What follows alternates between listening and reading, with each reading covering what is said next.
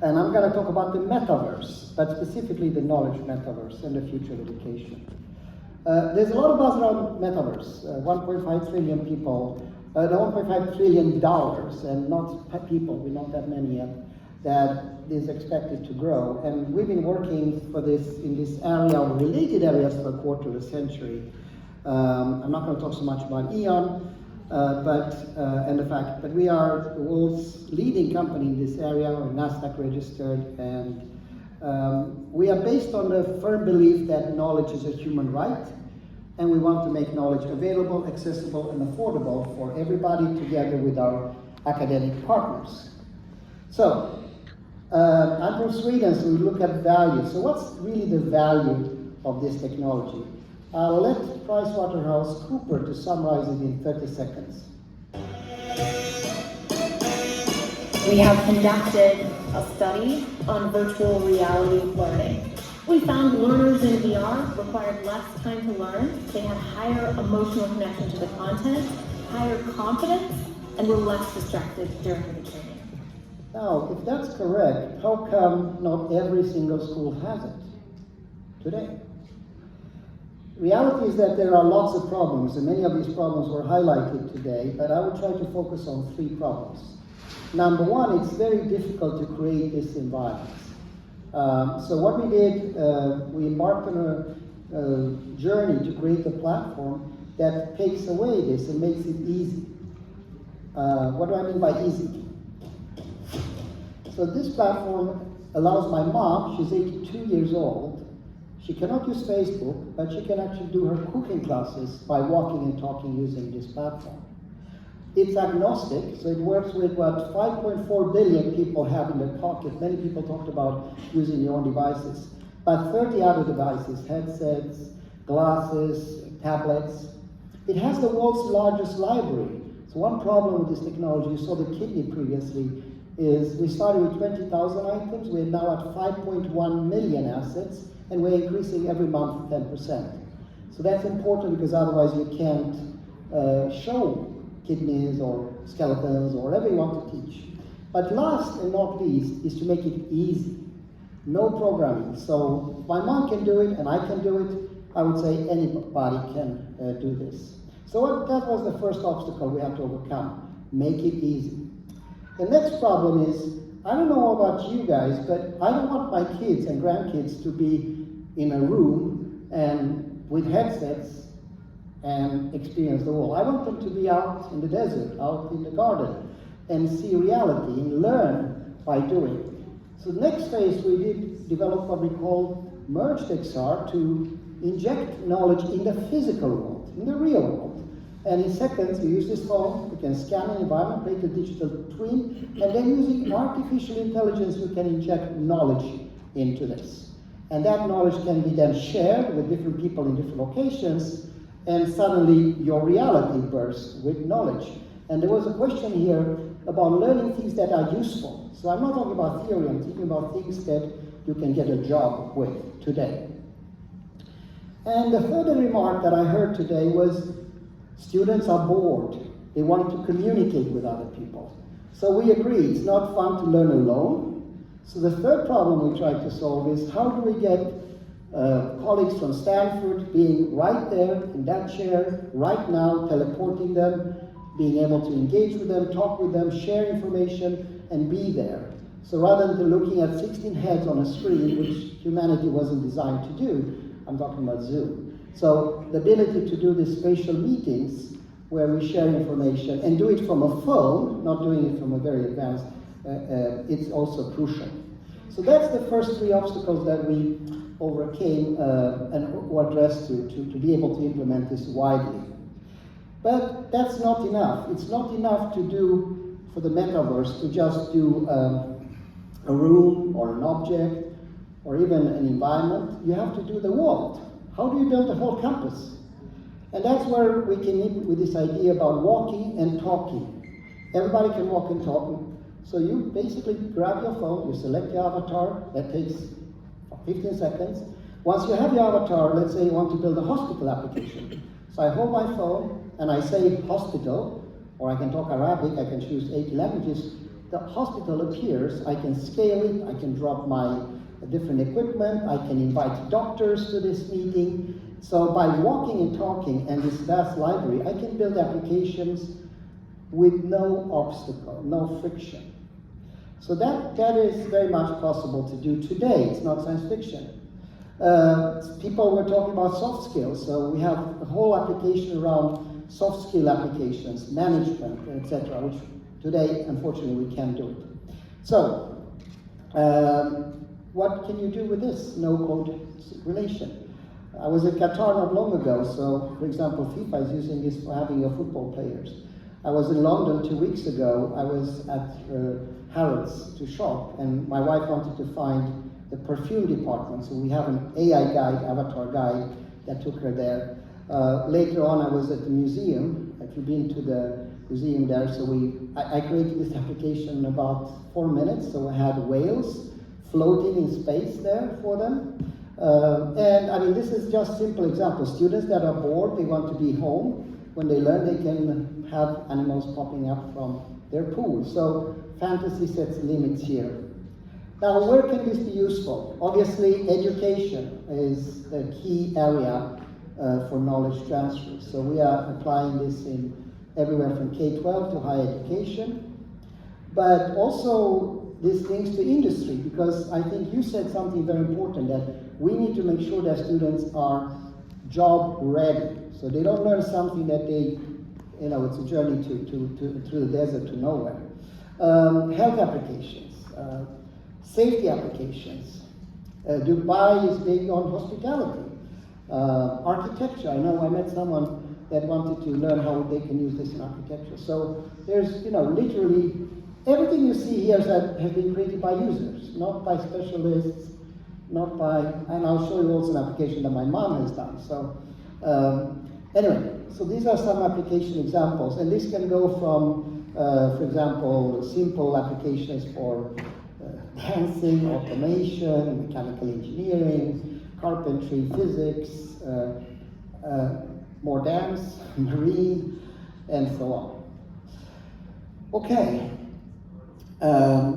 it's important that you have assets, because the assets are changing all the time. So by time, there's no university on earth that can buy the latest MRI device, the latest engine, and the latest everything. That's not possible. So that's why we're using this type of technology we have it digitally to cover all the grounds. Now, so let's summarize. What can you do? You can use the library and bring things from the library into this environment. If you don't have what you need in the library, you can just scan what you need, or you can import data. Once you do that, you can take a picture. AI will recognize what it is and put that information there. We have something we call knowledge portals. Knowledge portals are automatically generated with text, picture, images, etc. Then we also automatically generate assessment portals. There was something about plagiating, and how do I know that you actually got what I told you? Assessment portals are the way, because you can't, in the 3D environment, it's a little bit like this famous song, every move you make, every step you take, I'll be watching you. So we have the ability to do avatar instructions by walking and talking. So the teacher just moves around in an environment and says things, and then automatically it is converted to an avatar that explains to you your procedure. Now this teacher may know nothing about virtual reality, but he knows the topic. So the avatar can in seconds show you, guide me, let me do it myself, and eventually, here's the beauty of it, also assess me. So how does this work? So let's say I'm the teacher, or I'm a good student, and I show you how to properly install this device, and then the AI records everything and gives you, let the student compare it, and tells you how much right, how much wrong, what you did, etc. And of course, you can also collaborate. So in higher education, there's a lot of things we can do. Time doesn't allow because I'm slotted a small time on. But I want to show you this thing, because when people talk about this technology, of course we can use glasses and headsets, but many people want to just use their phone. So you don't need anything. Every single person in this room today can download a free app. You can just go on iOS, or you go in Android and Eon XR, you can have this application at your fingertips. So you don't need devices for it. Okay, I think I got that. Now, you talk about students and where do students want to go. So it's about more learn and earn and the future of decentralized way of learning, right? So that's where I think this is going. I know I'm going very fast, but I'm compressing maybe half an hour presentation in 10 minutes. 890% the growth of this technology during COVID. And the reason is very well understood, is that there was no good alternative. So that's one thing that helped it. Who's using it today? So historically, Carnegie Mellon, Cornell University, Fraunhofer Institute, Imperial College, but also industry. So it is a big link between, for example, Aramco, which is one of our customers, or Qatar Petroleum, Qatar Energy, they are called now, Exxon, etc., Airbus, and what you learn in school. So if you want to learn more about what the benefit, I'm not going to have time to go through that today, but here you can see, for example, our partner in Kuwait, what they're doing, or in Egypt. There's hundreds of hours of testimonials that you can listen to. Okay, so 85 countries have so far embraced this solution around the globe, and I'm so happy to be here in UAE because your leadership has expressed a very big interest in this area.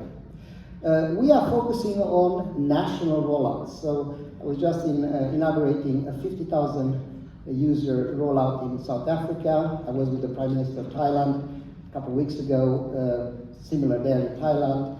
India is now leading also the same. I mentioned Kuwait, and there's many, many other countries. So, but I'm in UAE, so I want to end my speech with what can we do together? And I want to reach out the hand to all of you in this room to initiate a collaboration, and I think I have a small gift for you. I want to be careful. So E.ON wants to do three things in UAE. Number one is to have an open research and development center with many academic universities and with yourselves. We want to create a test bed here that then can be used and provide knowledge of how this solution is used and what's the efficacy of this solution. And for that purpose, I have a grant that has been approved up to $200 million that you can tap into to fast track the budgeting. I know budgeting was an issue here. And last, I want to create a physical digital hub where people can come and experience the latest and the greatest. And we are willing to bring four things to the table. One, the necessary infrastructure, hardware, software related equipment. We're willing to invest not only the $200 million for the grant, but also cash with research partners. We have some areas, specific areas that I will share 2 seconds on what we're interested in, and we provide all the knowledge transfer required to make it happen. That's basically in a short. Now the last thing is Metaverse Academy. There's a lot of jobs in this area. I mean, people are saying a lot of people are unemployed at the moment. Why don't you join the Metaverse Academy? It's also part of this solution. And I have people now employed in Kigali, in Rwanda. I didn't know, if you asked me that 5 years ago, because COVID did another good thing for us. It changed where we are. You can be a digital nomad anywhere. You don't have to be there. I'm very excited about AI and how AI can change things. So I want to show you a video that I did 48 hours ago. And because seeing is believing, I promised a demo. So here we go. This is our app. I was in Luxembourg on my way here, and they wanted to understand how this works with AI. So I took the app by selecting an avatar. So this is me in a hotel room spending 30 minutes to do this, less actually. So the first thing I do is I scan the room. So I'm scanning the room, and now, you see I took a lot of vitamins there. When you travel, you have to take vitamins. And now it's scanning automatically, so now I have the room in 3D. It took me seconds to do it. And now it's recognizing things. So it recognizes that's a cactus, image recognition. So now immediately the AI goes to work in different areas and identifies the vitamin there, the coffee maker, and pops up what we call knowledge portals. So that's a knowledge portal about that. Let's listen in. Second? Sometimes right through them. Talking to someone sounds completely natural, like I'm talking to you right now. Tell me more about cactuses. Okay, a cactus is a member of the plant family Cactaceae. Many live in extremely dry environments, even being found in the Atacama Desert. The Atacama Desert is a plateau strip of land on the Pacific coast.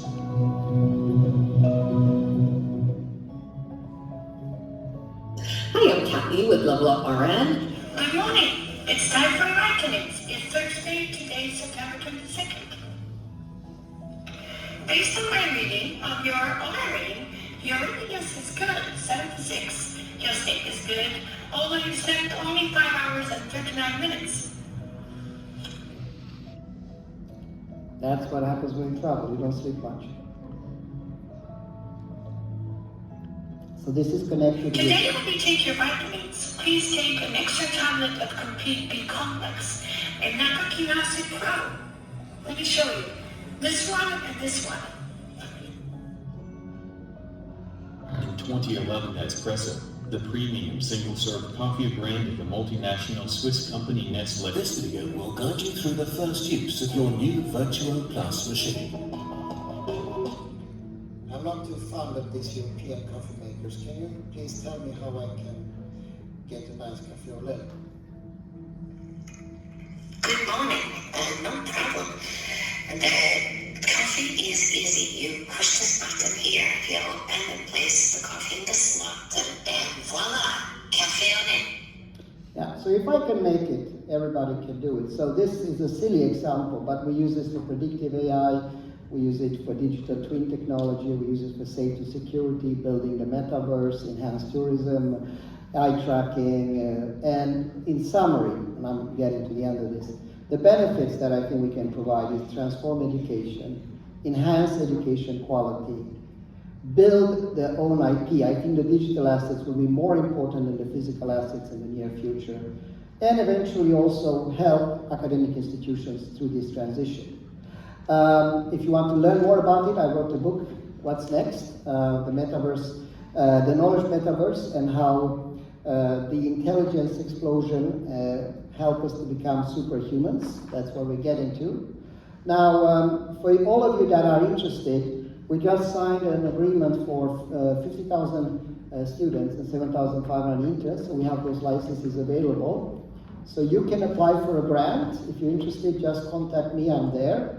The grant goes up to $50 million per university, and this grant is not in cash. I just want to make a disclaimer, it's in kind, but it consists of software, hardware, and everything you need to get started with this journey.